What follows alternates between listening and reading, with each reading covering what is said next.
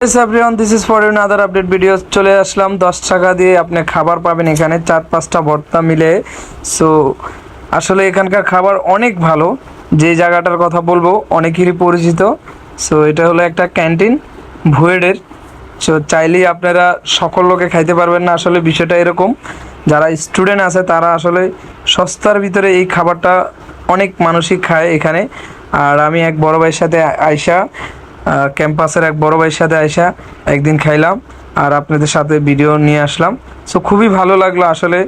এই মুহূর্তে বলতে কি, এই যুগে এই ক্যান্টিনে এত সস্তা দামের মুরগি, সকল আইটেমই খুবই সস্তা, বাইরের চাইতে অনেক কম।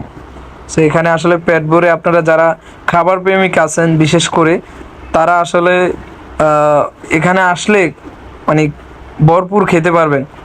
একেবারে কম টাকা বিল হবে, যেরকম মাছ এসে 30 টাকা, আবার কলিজা ভুনা আছে মাত্র 20 টাকা দিয়ে খাইতে পারবেন। আবার মুরগি আছে একেবারে কম দামে মাত্র 40 টাকা। সো খাসি আছে মাত্র 50 টাকা।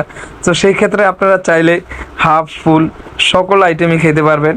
সো রাইসের কথা তো বাদই দিলাম, রাইস ফুল পেট ভরে খাইলেও আপনার এত বিল আসবে না। বিশেষ করে 50 টাকা দিয়ে আমি মনে করি যে আপনি ভরপুর খেতে পারবেন।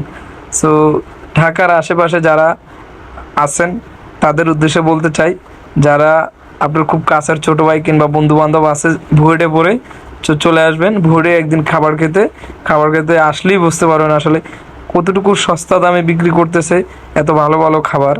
বাইরে যেটা খাইতে লাগে 120 থেকে 30 টাকা, সেই জিনিস এখানে পাওয়া যাচ্ছে মাত্র 20-30 টাকায়।